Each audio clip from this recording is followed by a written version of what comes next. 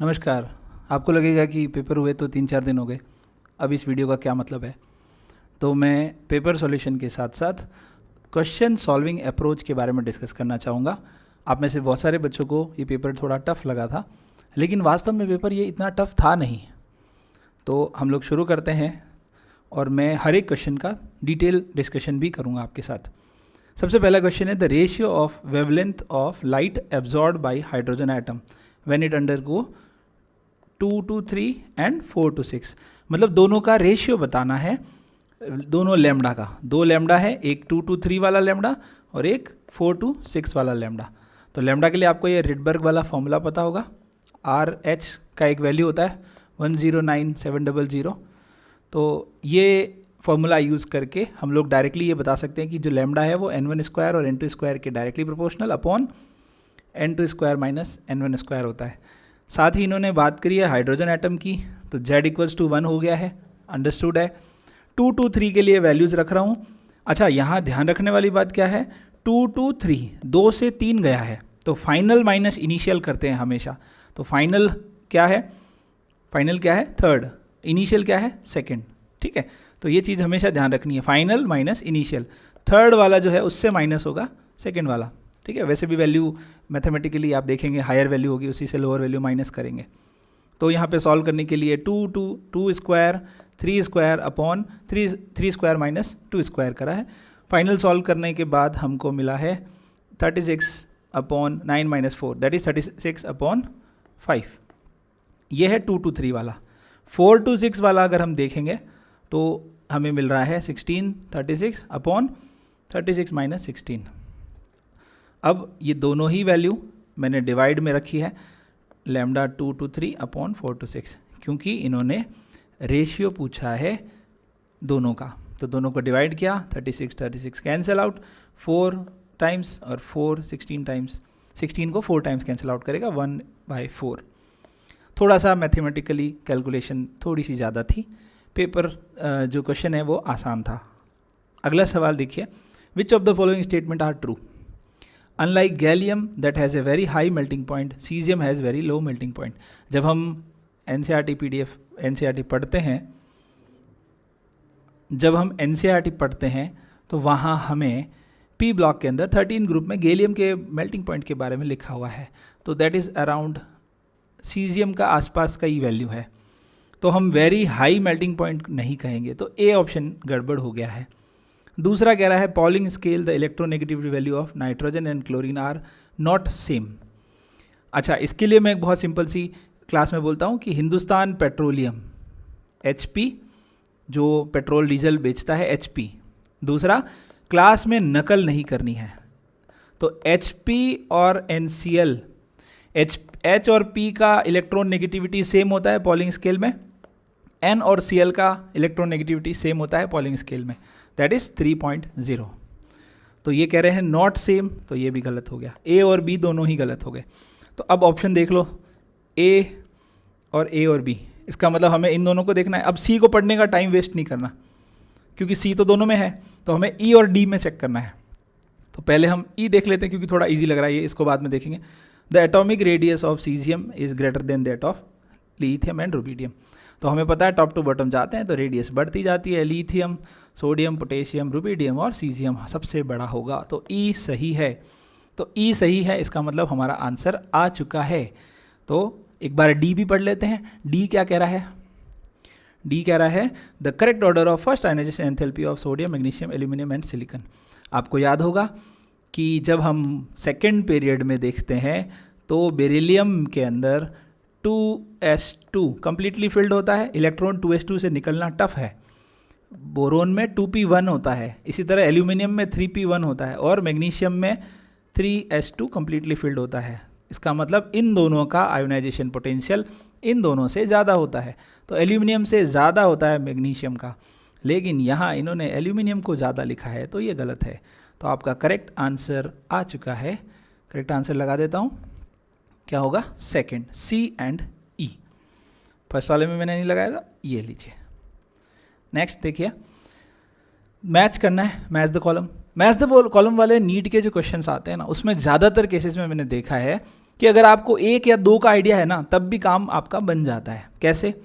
जैसे एल्यूमिनियम का मुझे पता है कि एल्यूमिनियम +3 होता है, वो थर्ड ग्रुप का मेंबर होता है। थर्ड ग्रुप कहाँ है? ये रहा, aluminium +3 third group. Third group मतलब ये सेकंड में, मतलब डी का सेकंड, ये लो जी भैया, डी का सेकंड, ऑप्शन खत्म। बाकी तो आपको याद रखना ही पड़ेगा कौन से ग्रुप में है, यहाँ पे मैंने मेंशन किया है। एक याद है, उसी से काम हो रहा है, तो बहुत आसान सा था ये भी। अगला देखिए, predict the major product P in the following sequence of reaction. HBr benzoyl peroxide दिया है, मतलब एंटी मॉर्कोनिकॉव। मॉर्कोनिकॉव होता तो यहाँ Br लगता 3 डिग्री पे, एंटी है तो यहाँ Br लगेगा।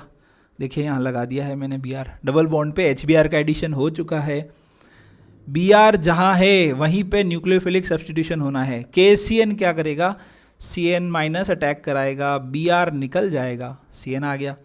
अब सोडियम अमलगम और C2H5OH, ये बहुत अच्छा रिड्यूसिंग एजेंट है, ठीक है, बुओ ब्लांक इसका नाम है। तो रिड्यूसिंग एजेंट क्या करेगा? C ट्रिपल बॉन्ड N को रिड्यूस करके CH2NH2 बना देगा। तो ऐसा वाला ऑप्शन आपको सेलेक्ट करना है। तो कौन से ऑप्शन में आपको दिख रहा है? फर्स्ट ऑप्शन के अंदर। तो मैं फर्स्ट वाला टिक कर देता हूँ।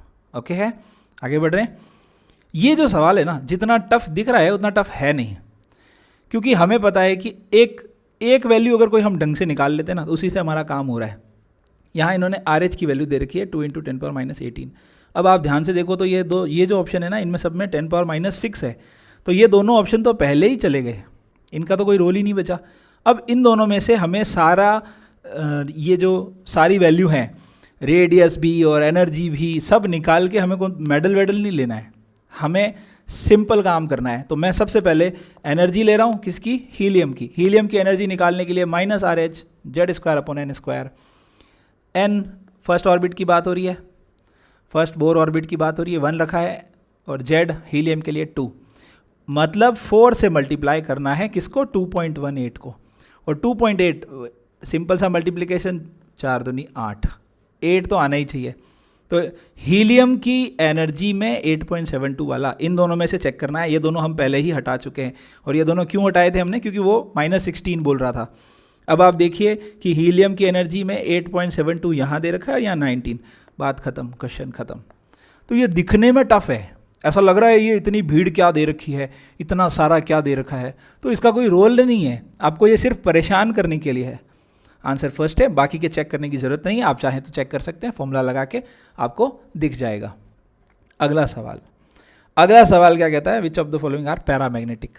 पैरामैग्नेटिक के लिए हमेशा वीक फील्ड लिगेंड हमको देखना पड़ेगा, ठीक है। स्ट्रॉन्ग फील्ड में भी कुछ पैरामैग्नेटिक हो सकते हैं, तो आप सिंपल आइडिया लगाते हैं। सबसे पहले काम, क्लोरीन क्या है? वीक फील्ड लिगेंड, मैंने लिख दिया यहाँ पे, क्लोरीन वीक फील्ड है। Carbon monoxide strong field, cyanide भी strong field, water weak field, और PPH3 भी स्ट्रॉन्ग फील्ड। तो अब आप कैसे करेंगे इसको? देखिए एग्ज़ाम में कैसे अप्रोच रखना चाहिए था आपको, क्योंकि हमें पता है कि जो निकल है वो +2 में है, फर्स्ट वाले में देखिए, सेकेंड वाले में निकल 0 में है, निकल का ऑक्सीडेशन स्टेट 0 है, थर्ड वाले में निकल वापस से +2 में है, फोर्थ में भी +2 में है, और फिफ्थ में 0 में है। तो +2 और इन दोनों में हम कंपैरिजन कर लेते हैं 0 वाले में।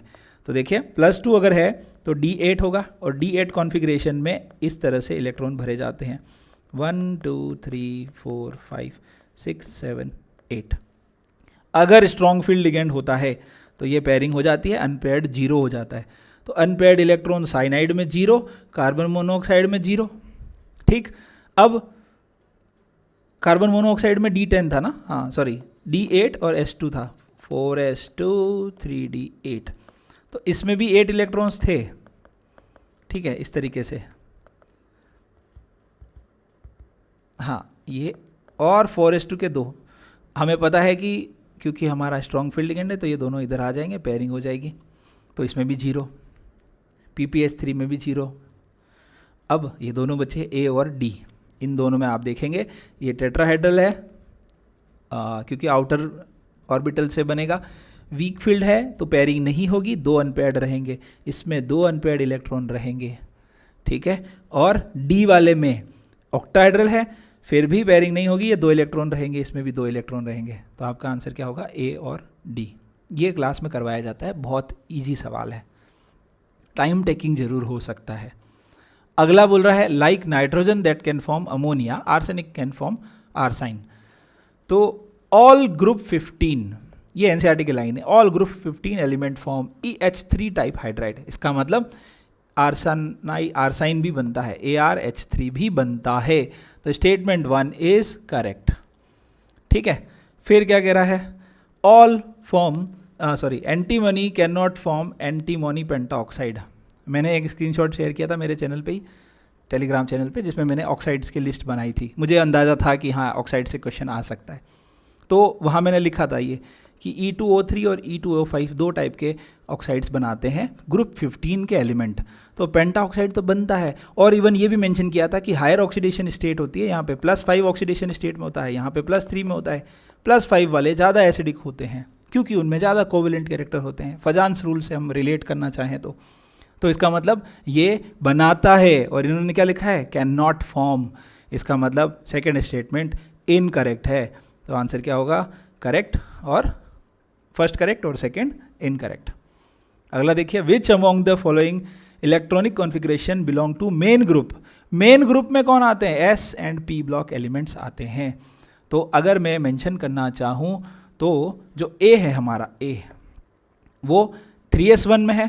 3s1 में इलेक्ट्रॉन है, मतलब सोडियम की बात हो रही है, वो S ब्लॉक से बिलोंग करता है। जो B है वो 3d3 और 4s2 वो D ब्लॉक से बिलोंग करता है। वेनेडियम है वो, क्योंकि Ar18 + 2 + 3 मतलब 23 की बात हो रही है। 23 एटॉमिक नंबर किसका होता है, वेनेडियम का। मैं लिख देता हूँ, यहाँ पे लिख देता हूँ सोडियम, यहाँ पे वेनेडियम। C जो है वो कौन है, C में आप देखिए P5 मतलब P ब्लॉक का एलिमेंट है भैया, और वैसे देखा जाए तो ये कौन है, आयोडीन, अगर आपको नंबर्स याद हैं तो। अगला कौन है, 4s1 3d10। 4s1 3d10 हमें पता है, आप कॉन्फ़िगरेशन करते हैं तो D ब्लॉक का जो 3D सीरीज का लास्ट मेंबर कौन, copper, second last member copper. तो ये कौन सा मेंबर है, ये D ब्लॉक का कॉपर है। कॉपर का 3d10 4s1 होता है ना, जिंक का 4s2 3d10 होता है। इसी तरह E वाला देखिए, E वाले में क्या था, 6d2 और 7s2। तो आप ये देखिए 2s भर जाने के बाद 2d में जा रहे हैं, ठीक है, और 5f0 है। तो ये कौन है, ये 5f0 थोरियम है, अगर आप पहचानते हो तो।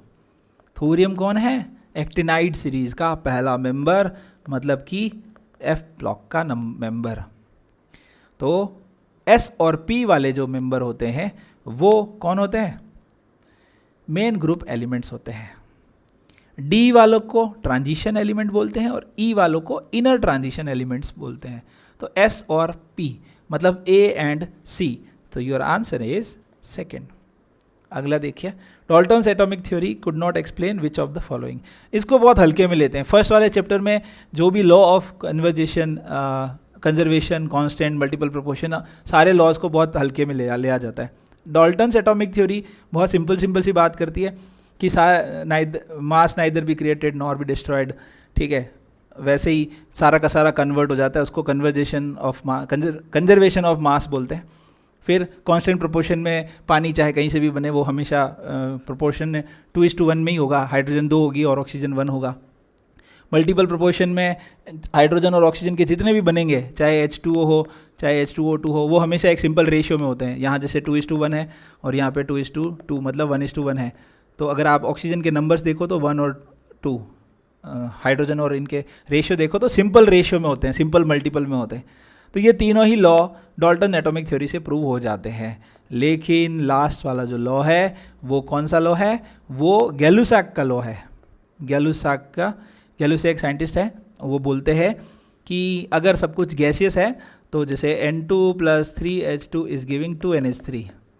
तो हम मोल में बोलते हैं ना, 1 मोल, 3 mole and 2 mole. 1 mole nitrogen reacting with 3 mole hydrogen and giving 2 mole ammonia. तो हम इसको वॉल्यूम में भी बोल सकते हैं कि 1 litre nitrogen reacting with 3 litre hydrogen and forming 2 litre ammonia, ऐसा हम बोल सकते हैं। ये लॉ ऑफ गैसियस वॉल्यूम जो है वो डाल्टन एटॉमिक थ्योरी से एक्सप्लेन नहीं किया जा सकता। नेक्स्ट नंबर 55, क्या कह रहा है? कंसिडर द फॉलोइंग कंपाउंड के प्लस वन हमेशा, दुनिया इधर की उधर हो जाए, मैं हमेशा कहता हूँ फर्स्ट ए ग्रुप और सेकंड ए ग्रुप, दुनिया चाहे इधर की उधर हो जाए, फर्स्ट ए ग्रुप हमेशा प्लस वन बनाता है, प्लस वन ऑक्सीडेशन स्टेट बनाता है, और सेकंड ए हमेशा प्लस टू ऑक्सीडेशन स्टेट बनाता है, चाहे दुनिया इधर की उधर हो जाए। इनका कभी चेंज नहीं करना है अपने को। तो पोटेशियम फर्स्ट ए ग्रुप का मेंबर है, हमेशा प्लस वन, तो सिर्फ 2 ऑप्शन बचे, बाकी तो गए। अब पेरोक्साइड में ऑक्सीजन का -1 होता है, बात खत्म, अगला चेक करने की जरूरत नहीं है। वैसे भी आपको याद होगा H2SO4 में उसका +6 होता है। If the half life for the first order reaction is 1 minute, 99.9% completion में हमेशा 10 हाफ लाइफ लगता है। ये भी मैंने अपने चैनल पे शेयर किया था, इसके लिए तो स्पेशली लिखा था मैंने कि ये क्वेश्चन नीट में बन जाए तो खुश हो लेना।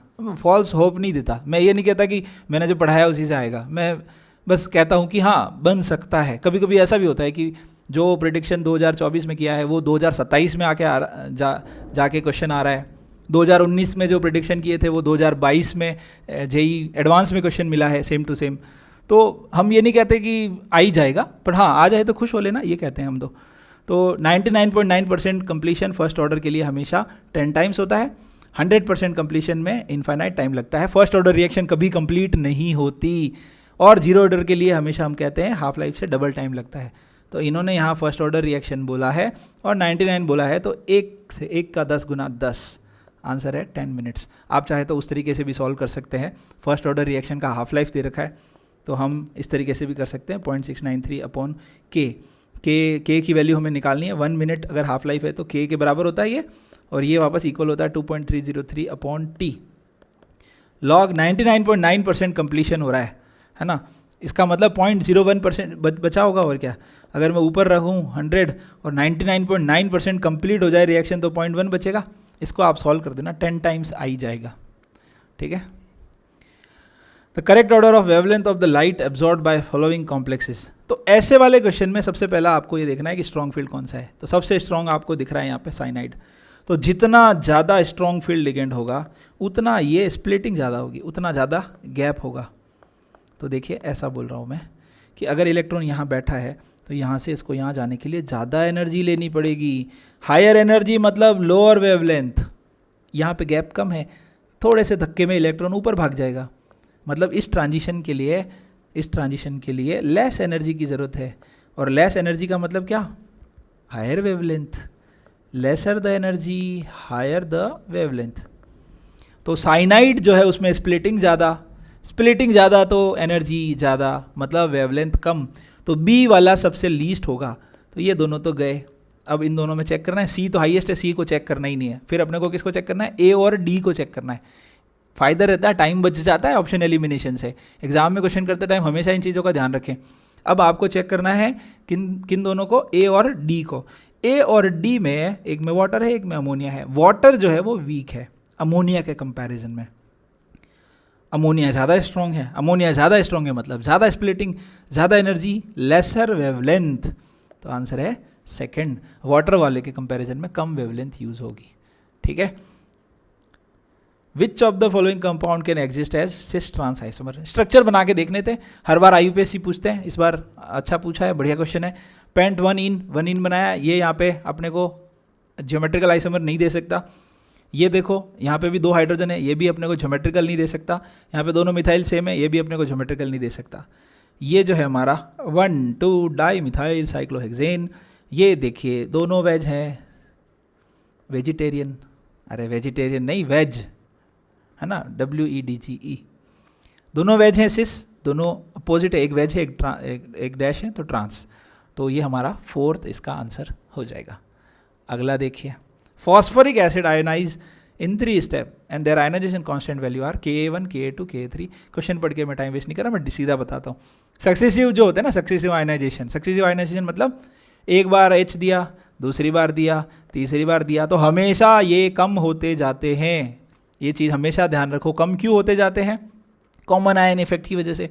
ऑलरेडी H+ प्रेजेंट है, तो और H+ यहाँ पे है, तो ये बैकवर्ड जाने की कोशिश होती है। तो Ka1 Ka2 Ka3 हमेशा कम होते जाते हैं। सक्सेसिव आयोनाइजेशन हमेशा कम होते जाते हैं। अब ओवरऑल आयोनाइजेशन कांस्टेंट जो होता है वो उन सक्सेसिव का मल्टीपल होता है। अब लॉग ले लोगे तो यहाँ log k equals to log ka1 plus log ka2 plus log ka3। इसका मतलब ए वाला स्टेटमेंट तो करेक्ट है। H3PO4 is stronger acid than this, बिल्कुल सही बात है। ये एसिड है, ये कॉन्जुगेट बेस है, ये तो बेस है, तो स्ट्रॉन्गर एसिड है H3PO4। और वैसे भी ये कम टूट रहा है क्योंकि Ka1 कम है, इसका मतलब कम टूट रहा है, मतलब कम H प्लस दे रहा है, तो वीक है। तो A और B दोनों सही है। Ka1, Ka2 और Ka3 ये भी सही है। अभी बताया मैंने आपको सक्सेसिव वाले कम होते जाते, ये गड़बड़ कर दिया इन्होंने, ये वाली चीज़ नहीं होती। ये तो हम आइसो इलेक्ट्रिक पॉइंट जब पढ़ते हैं ना तब काम आता है, तो ये गड़बड़ है। मतलब आंसर क्या हो जाएगा, A, B and C, that is fourth. Which of the following reaction does not give benzene as a product. ये क्वेश्चन अगर आपसे नहीं हो रहा ना तो फिर मैं कहूँगा कि आप तैयारी मत कीजिए, खुद को धोखा मत दीजिए, अपने परिवार को धोखा मत दीजिए, क्योंकि ये एनसीईआरटी का पहली वाली रिएक्शन है। सोडा लाइम डीकार्बोक्सिलेशन, CO2 उड़ जानी है, बेंजीन बन जाना है। दूसरा ऑक्सीडेशन है, स्ट्रॉन्ग कंडीशन है। आप देखिए हमारे शरीर पे 1 atm टेम्परेचर प्रेशर रहता है हमेशा, 1 एटमॉस्फेरिक प्रेशर हम हमेशा फील करते हैं जिंदगी भर। जब तक जीते हैं तब तक 1 एटमॉस्फेरिक प्रेशर हम फील करते हैं, मरने के बाद 4 लोग फील करेंगे, ये बात अलग है।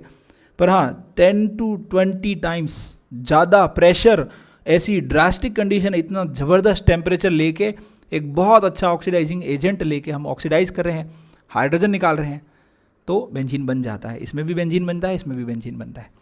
ये तो फेमस है, रेड हॉट आयरन ट्यूब में से गुजारते हैं इतने हाई टेम्परेचर पे इथाइलिन गैस को, तब भी बेंजीन बन जाता है। तीनों में बेंजीन बन जाता है। और इसमें अगर पानी के साथ गर्म करेंगे तो फिनॉल मिलता है भैया, फिनॉल। तो इसका मतलब इसमें बेंजीन नहीं बनता है। क्लियर है? आगे बढ़ें, अगला देखिए। If the molar conductivity of this, ये कंसंट्रेशन दे रखी है, ठीक है, अचार डालने के लिए दे रखी है, कुछ काम की नहीं है, परेशान करते हैं। डिग्री ऑफ डिसोसिएशन, तो अल्फा का फॉर्मूला लिखा है हमने, alpha delta molar conductivity eight concentration C upon molar conductivity eight infinite dilution. Infinite वाला तो कोलराउस लॉ से डायरेक्ट सम करेंगे, 400, और ये इन्होंने दे रखा है 90 अपॉन 400, दैट इज़ 0.225। तो इसमें ये जो अचार डालने के लिए दे रखी थी जो कंसंट्रेशन थी, सिर्फ परेशान करने के लिए कभी कभी दी जाती है, तो अपने इतना ज़्यादा टेंशन लेने की ज़रूरत नहीं है इन चीज़ों पे, ठीक है। हाँ, next, hypothetical diatomic molecule with bond order 0 is quite stable. ये तो भाई साहब MOT का क्वेश्चन है। मॉलिकुलर ऑर्बिटल थ्योरी कहती है जिसका बॉन्ड ऑर्डर 0 होता है वो एग्जिस्ट नहीं करता, एग्जिस्ट नॉट एग्जिस्ट। तो hypothetical diatomic molecule bond order 0 is quite stable, गलत बात है भैया, एग्जिस्ट ही नहीं करता। As bond order increase the bond length increase. अरे भैया, nitrogen nitrogen triple bond, oxygen oxygen double bond, hydrogen hydrogen single bond, इनको कंपेयर नहीं करना था क्योंकि हाइड्रोजन तो वैसे ही छुटका है। हाँ, ऐसे नहीं करते, बॉन्ड ऑर्डर से ही कर देते। मान लो ना डबल डबल बॉन्ड है, ये सिंगल बॉन्ड है। ट्रिपल बॉन्ड में एटम बहुत पास होते हैं, बॉन्ड लेंथ सबसे कम होती है, इसकी बॉन्ड लेंथ लोएस्ट है इन तीनों में। तो बॉन्ड ऑर्डर ऊपर बढ़ रहा है तो बॉन्ड लेंथ सबसे हाईएस्ट बॉन्ड लेंथ इसकी है, अपोजिट है, दोनों इंक्रीज नहीं होते। बॉन्ड ऑर्डर बढ़ने से बॉन्ड लेंथ डिक्रीज होती है, ठीक है। तो स्टेटमेंट 2 गलत है, स्टेटमेंट 1 भी गलत है। क्या कहेंगे? Both are false. MOT पढ़ लेना था। Out of the following complex compound which of the following compound will be having the minimum conductance. Conductance Werner's theory से आया है ये सवाल। वर्नर्स थ्योरी से बहुत सिंपल सवाल है, जितने ज़्यादा आयन्स होंगे उतना ज़्यादा कंडक्टेंस होगा। इसमें 2 आयन होंगे, एक कॉम्प्लेक्स होगा और एक Cl- होगा। इसमें 4 आयन होंगे, एक कॉम्प्लेक्स होगा और 3 Cl- होंगे। इसमें दोनों में कोई आयन नहीं होंगे, तो ये दोनों ही सही है।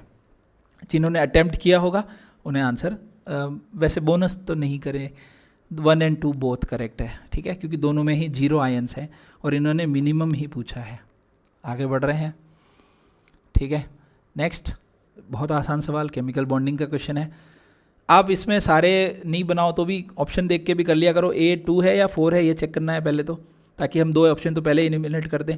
तो XeO3 जो है वो पिरामिडल शेप का होता है और sp3 हाइब्रिडाइजेशन आपको दिखना चाहिए, sp3 दिख रहा होगा। पिरामिडल sp3A2, इसका मतलब दो तो गए, ये दोनों गए। अब B1 को चेक करके कौन सा मेडल मिल जाएगा, अब C चेक कर लो या D चेक कर लो, जो आपको ठीक लगे। मैं C चेक कर लेता हूँ, XCOF4। सिंपल तरीके हैं बहुत, 8 + 4/2, 12/2, 6 sp3D2 मतलब C4। C4 कहाँ है, C4 ये रहा, C4 फर्स्ट आंसर। बाकी स्ट्रक्चर आप जानते होंगे, ये डिस्टॉर्टेड टेट्राहेड्रल है, ये हमारा पिरामिड है, देखिए ऊपर जा रहा है, पिरामिड बन गया, और ये तो लीनियर दिख रहा है हमको, ठीक है। नेक्स्ट देखिए, ये बहुत सिंपल सवाल है, एनर्जी का बहुत सिंपल सवाल है। डिफरेंस होता है रिएक्टेंट और प्रोडक्ट की एनर्जी का, जो डिफरेंस है that is the delta H. तो यहाँ देखिए ये दोनों का डिफरेंस ही है, यहाँ तो ये एक्टिवेशन को दिखा रहा है, ये तो एक्टिवेशन होता है इतना ऊपर, तो ये भी एक्टिवेशन है, और ये जो रिएक्शन है वो एंडोथर्मिक वाला है, ये जो रिएक्शन है वो एक्सोथर्मिक है, बट यहाँ जो निशान लगाया है वो एक्टिवेशन एनर्जी को दिखाने के लिए लगाया है।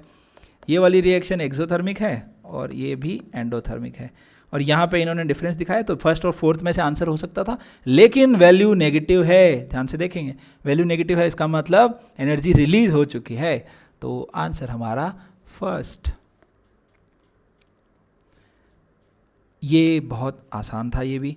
एलॉयज जो होते हैं, मेटल मेटल एलॉयज होते हैं, मेटल मेटल एलॉयज होते हैं, मतलब सॉलिड इन सॉलिड। B1 दो तो भाग गए, एलिमिनेशन से टाइम बच जाता है। अब C को चेक नहीं करना है अपने को, C में दोनों में 4 है, अपने को A चेक करना है। ह्यूमिडिटी मतलब हवा में पानी की बूंदें, मतलब liquid in gas, liquid in gas, हवा में पानी का एहसास हो रहा है, दैट इज ह्यूमिडिटी। अमलगम जो है वो हमेशा किससे बनता है, अमलगम में हम यूज़ करते हैं मरकरी, सोडियम के साथ करेंगे तो सोडियम अमलगम, जिंक के साथ करेंगे तो जिंक अमलगम, ऐसा बोलते हैं। तो एक लिक्विड है, किस में डाल देते हैं, सॉलिड में। मरकरी सॉलिड, सोडियम के साथ सॉलिड, जिंक के साथ यूज़ करते हैं, तो हम बोलेंगे amalgam, liquid in solid. Smoke धुआं, धुआं में कण है, धुआं में पार्टिकल है, धुआं, ये धुआं सा रहने दो, धुएं में पार्टिकल है, इसका मतलब सॉलिड पार्टिकल इन गैस है, तो सॉलिड इन गैस मतलब D3 दो तो हमने पहले उड़ा दिए थे, और A2 B1 C4 D3, तो आपका आंसर हो जाएगा सेकेंड वाला। नेक्स्ट, बहुत आसान था ये भी। इस वाले क्वेश्चन के अंदर आपको एक कॉन्सेप्ट ध्यान रखना था कि एरोमेटिक एमीन्स हमेशा एलिफेटिक से कम बेसिक होते हैं। क्यों? क्योंकि एरोमेटिक में ये लोन पेयर घूमने निकल जाते हैं, बेंजीन रिंग में घूमने चले जाते हैं, लेस अवेलेबिलिटी, लेस बेसिक। तो एरोमेटिक, ये दोनों एरोमेटिक है, वो हमेशा पीछे रहेंगे, ये दोनों एलिफेटिक है, आगे रहेंगे। नाम जो लिखे हुए हैं वो स्ट्रक्चर मैंने बनाए, ये 2 डिग्री, ये 1 डिग्री। आपको पता होगा एथाइल के लिए 2 3 ये ऑर्डर होता है, 2 3 1, तो 2 डिग्री वाला ज़्यादा होगा। तो इथाइल, एन इथाइल इथेनामीन सबसे पहले, एन इथाइल इथेनामीन सबसे पहले किस में दिख रहा है, एन इथाइल इथेनामीन, इन दोनों में दिख रहा है, इन दोनों को भूल जाओ। एरोमेटिक वाले वैसे ही पीछे करने थे, तो एनिलीन बेंजीनामीन तो पीछे और हैं। अब ये भी गलत हो गया, इन दोनों में देखो इथेनामीन आ गया। अब इन दोनों में से चेक करना है, तो इन दोनों में तो ये बेसिक था, यहाँ पे मिथाइल का प्लस आई लग रहा है, ज़्यादा अवेलेबिलिटी होगी तो ज़्यादा बेसिसिटी होगी, इसका मतलब एन मिथाइल एनिलीन ज़्यादा बेसिक होगा बेंजीन एमीन से। जो बेंजीन एमीन है ना, वो बेसिकली हमारा एनिलीन ही है, उसी का दूसरा नाम है वो, तो थर्ड हमारा आंसर है। नेक्स्ट, ये तो बहुत आसान सवाल था। सोडियम कितने हैं, 2, कार्बन 1, ऑक्सीजन 3, टोटल 6 एलिमेंट है, 6 एटम है। 212 में कितने भले लोग हैं, 212/106 भाग दे दो, डिवाइड कर दो, मतलब इंग्लिश में बोलूँ तो। और जब आप डिवाइड करते हो किसी के वेट को मोलिकुलर वेट से, तो हमको मिलते हैं मोल्स। मोल में एटम से मल्टीप्लाई किया और एवोगैड्रो नंबर से, तो इतने एटम्स होने हैं उन्हें। तो बहुत आसान दे रखा था 248 में 62 का, 3 से सॉल्व करेंगे, बहुत आसान है। यहाँ पे हमें दिख रहे हैं दिस इज़ द मैक्सिमम। अच्छा, मैक्सिमम नहीं पूछा है इन्होंने, पूछा है इक्वल किस में है, तो इस फर्स्ट, सेकंड और A B D, A B और D, तो कौन सा ऑप्शन लगाएंगे, सेकंड। अगला देखिए, vitamin B12, vitamin D, vitamin B2, अच्छा कंपेयर करना है, ओके टेबल बनानी है। ओके तो B12 जो है वो एनीमिया से रिलेटेड है, ब्लड खून की कमी, एनीमिया, परसीनियस एनीमिया, परनीसियस एनीमिया। ए का 4, ठीक है, 2 तो उड़ गए। अब B3 चेक करना ही नहीं है, B को अपने को, C को भी नहीं करना, D को चेक करना है। B6, अब यहाँ पे आपको थोड़ा सा ये एनसीईआरटी पढ़नी चाहिए थी। B6 जो है वो कन्वर्जेंस से रिलेटेड है। कन्वर्जेंस मतलब मरोड़े, पेट में मरोड़े आती है, कन्वर्जेंस है ना। D का सेकंड, मतलब सेकंड आंसर है हमारा। तो मैं एक बार इनकी कहानी बता देता हूँ। चिलियोसिस क्या होता है और कन्वर्जेंस क्या होते हैं।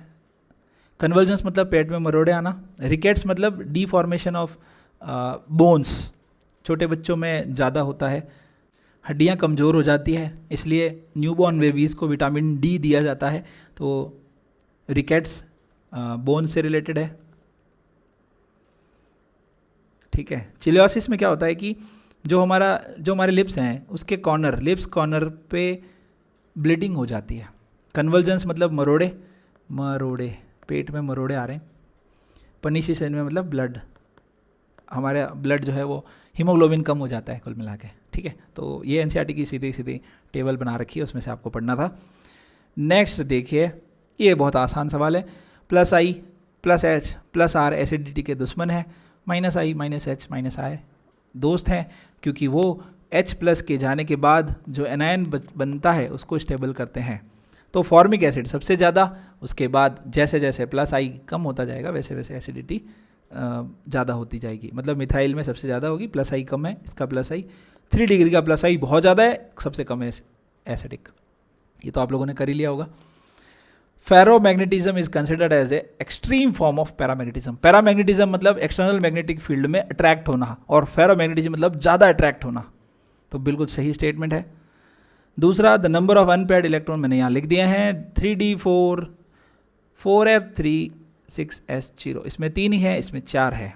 तो ये कह रहा है सेम नहीं है, ये तो कह रहा है सेम होने चाहिए लेकिन सेम नहीं है। इसका मतलब आंसर क्या है, first is true, second is false. ये वाला जो सवाल है ना, ये एनसीईआरटी का भी है, ये भी एनसीईआरटी का ही है, बहुत सिंपल सा है।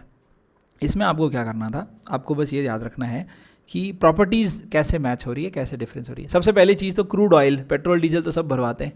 क्रूड ऑयल ज़मीन से निकलता है, उसको डिस्टिलेट करने के लिए, उसको मतलब सेपरेट करने के लिए हम लोग फ्रैक्शनल डिस्टिलेशन का यूज़ करते हैं, क्योंकि हाइड्रोकार्बन में बॉइलिंग पॉइंट का ज़्यादा डिफरेंस नहीं होता, तो हम फ्रैक्शनल डिस्टिलेशन यूज़ करते हैं। तो B3, इसका मतलब ये दोनों में से एक आंसर है। A को चेक करके मेडल नहीं लेना है, C और D में से कोई चेक कर लेते हैं, जो आसान लगे वो कर लो। एनिलीन और वाटर, आपको लगता है एनिलीन और वाटर, एनिलीन बेसिक है, वाटर एनिलीन के साथ एसिडिक है, तो दोनों को दूर सेपरेट करने के लिए हम लोग यूज़ करते हैं स्टीम डिस्टिलेशन।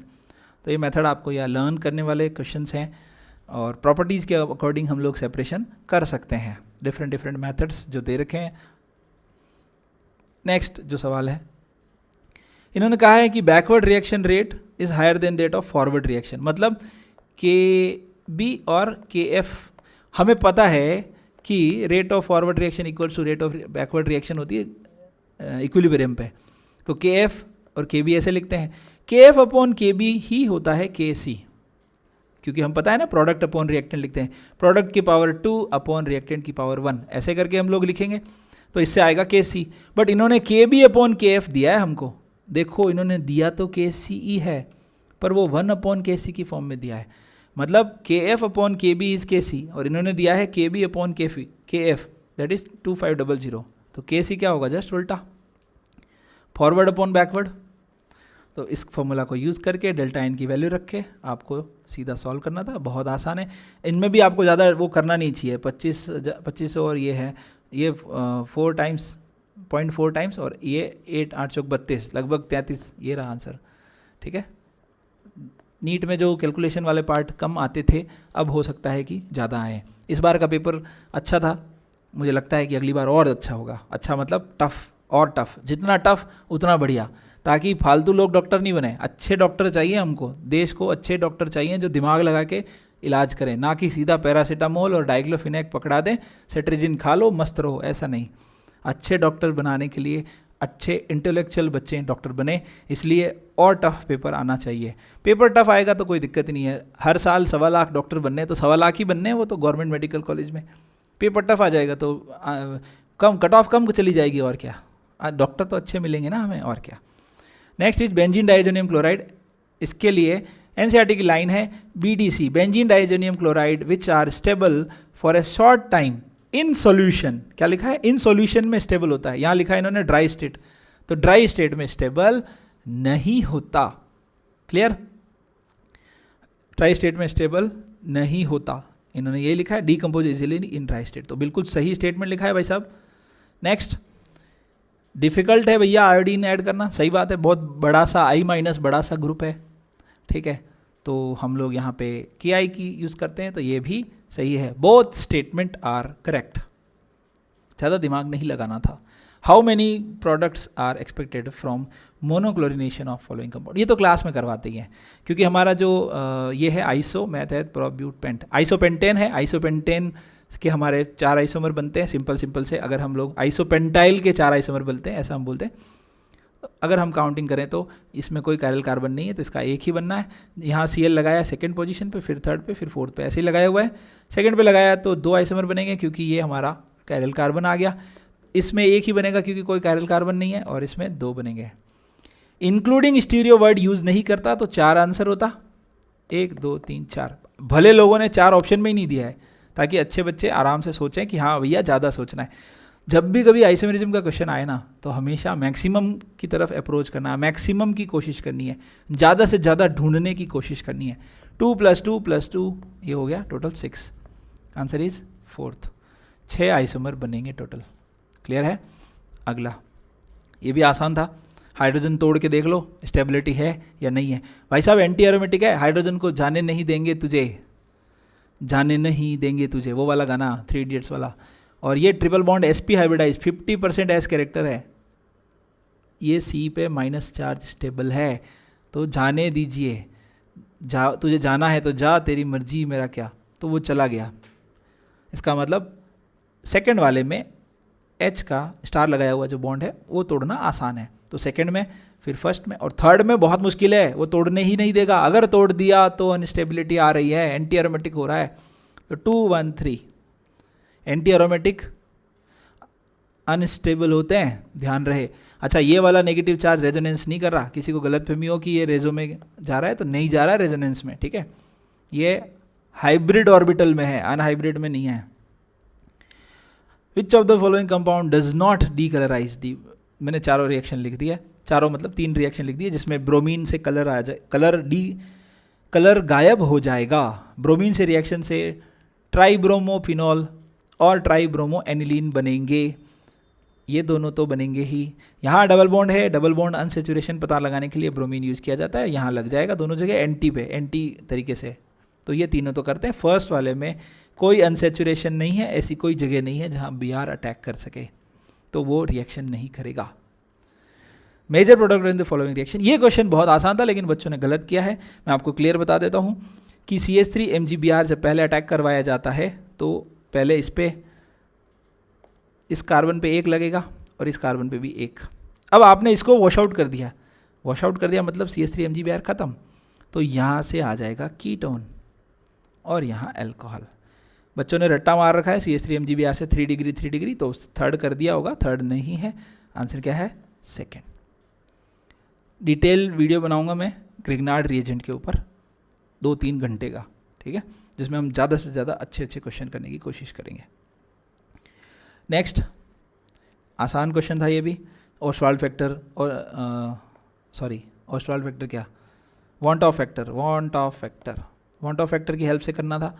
सबको यूरिया का 1 होता है, जो डिसोसिएट नहीं होता उसका 1, जो डिसोसिएट होता है जितने आयन देता है, अगर 100% आयोनाइज मान ले तो ये 3, ये 2 आयन देगा तो 2, मल्टीप्लाई करके देखा, सबसे ज़्यादा और सबसे कम वैल्यू आपको देखनी होती है। इन्होंने बोला है हाईएस्ट बॉइलिंग पॉइंट, मतलब हाईएस्ट डेल टीबी, और हाईएस्ट डेल टीबी हाईएस्ट आई के साथ आ जाएगा, तो आंसर किसका आ रहा है? इन सब वैल्यू में सबसे ज़्यादा वैल्यू आपको ये दिख रही है, आंसर इज 3rd।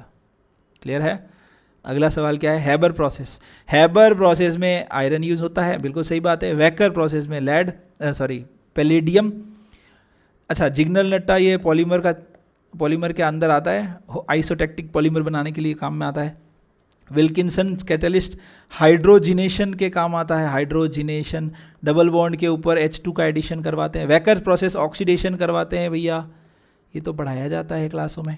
और हैबर प्रोसेस जो डिलीटेड पार्ट में से आया है, घबराने की ज़रूरत नहीं है, ये तो N2+3H2 इज गिविंग 2 अमोनिया, उसका नाम हैबर प्रोसेस है। क्लास में सारे टीचर इसका नाम जरूर लेते हैं। तो सब कुछ जमे हुए ही दिख रहे हैं मुझे तो, 1 2 3 4, A for Apple, B for boy, सब कुछ जमे हुए ही है। A B C D बराबर ही है। अगला सवाल बहुत आसान था, आपको लगाना था राउल्ट्स लॉ। राउल्ट्स लॉ में आपने वैल्यू रखी 5 मोल और 10 मोल, टोटल 15 मोल, मोल फ्रैक्शन 5/15, 10/15। सॉल्व किया 73। आना कितना है, आ कितना रहा है 70, मतलब नेगेटिव डेविएशन। और क्या, जितना आना चाहिए था उससे कम आ रहा है, नेगेटिव डेविएशन। क्या ही था इस सवाल में।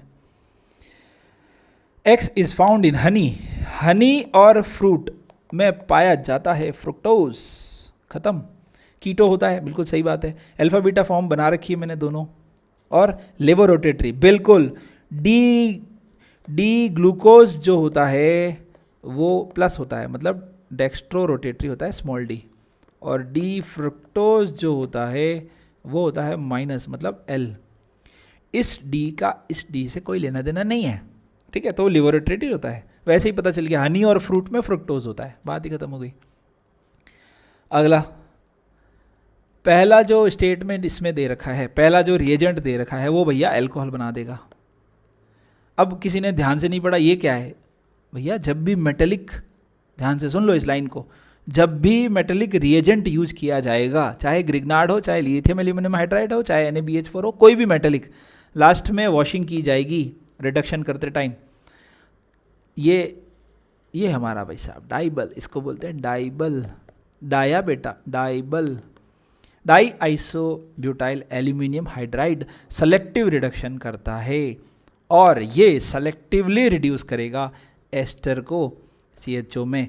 अच्छा, ये भाई साहब हमारे रोजनमुंड है, रोजनमुंड, ये COCl को CHO बनाता है, सेम चीज़ करता है, एसिड हेलाइड के साथ करता है ना, एसिड क्लोराइड जो है उसका एल्डिहाइड बनाता है। स्पेलिंग फास्ट लिख रहा हूँ तो इसका एल्डिहाइड बनाता है। और ये हमारा डाइबल जो है, डाइबल H ऐसे लिखा जाता है, die isobutyl aluminium hydride. Hydride transfer reducing agent है, पानी से लास्ट में धो दिया है, एल्डिहाइड पे रिएक्शन रुक जाती है। अगर लिथियम एल्यूमिनियम हाइड्राइड लिया तो अल्कोहल बना देगा। NaBH4 भाई साहब छोटा बच्चा नखरे करता है, नहीं करेगा रिडक्शन, एस्टर को हाथ नहीं लगाता, बाकी के साथ रिएक्शन करता ही है। नेक्स्ट, बहुत आसान सवाल था। SN2 होगी, 1 डिग्री पे है, 1 डिग्री पे है, SN2 होगी, बिल्कुल सही है। आयोडीन बेटर लिविंग ग्रुप है, आयोडीन बेटर लिविंग ग्रुप है। I minus is better leaving group than Br minus than Cl minus, and F minus is bad leaving group, it is good leaving group. Good leaving group कौन होते हैं, जो अगर हम कहें कि HI highest acidic होता है तो I माइनस लीस्ट बेसिक होता है, लीस्ट बेसिक, क्योंकि ये conjugate base acid base theory है ना, हाईएस्ट एसिडिक नेचर में हाईएस्ट एसिडिक है तो ये लीस्ट बेसिक है। तो लीस्ट, जो वीक बेस होते हैं, स्टेटमेंट सुनना, जो वीक बेस होते हैं वो गुड लिविंग ग्रुप होते हैं, जो वीक बेस होते हैं वो गुड लिविंग ग्रुप होते हैं। दोनों ही स्टेटमेंट करेक्ट है, A and R both are correct and correct explanation of one. Standard heat of formation, ये सवाल जो होते हैं ना उलझाते हैं पर होते बहुत आसान है। फॉर्मेशन, अच्छा, जब फॉर्मेशन दे रखा है ना तो हमेशा प्रोडक्ट माइनस रिएक्टेंट करना है। ये प्रोडक्ट, ये हमारा प्रोडक्ट माइनस रिएक्टेंट, इसका फॉर्मेशन और इसका पूछा किसका है, बेरियम का पूछा है, इसका दे रखा है, ये लीजिए वैल्यू रख दी। क्रिस्टलाइजेशन वाली रिएक्शन है, सॉलिड हो रहा है, ये क्रिस्टलाइजेशन की वैल्यू दे रखी है, इस रिएक्शन की वैल्यू दे रखी है।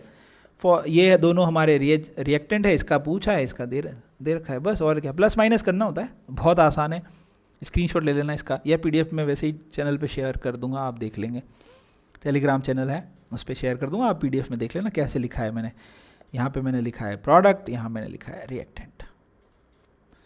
Next, total number of possible, class में बोला था ये मैंने कि साइक्लिक ईथर बोलेगा या साइक्लिक अल्कोहल बोलेगा पर्टिकुलरली चीज़ें रेस्ट्रिक्ट करेगा। टोटल आइसोमर का सवाल नहीं बनता आजकल, टोटल आइसोमर का सवाल नहीं बनता, दिमाग लगाना पड़ता है। और आइसोमरिज्म के बारे में एक बात और कहता हूँ, ऑलवेज ट्राई फॉर मैक्सिमम। तो इन दोनों में से आंसर होने की संभावना ज़्यादा है।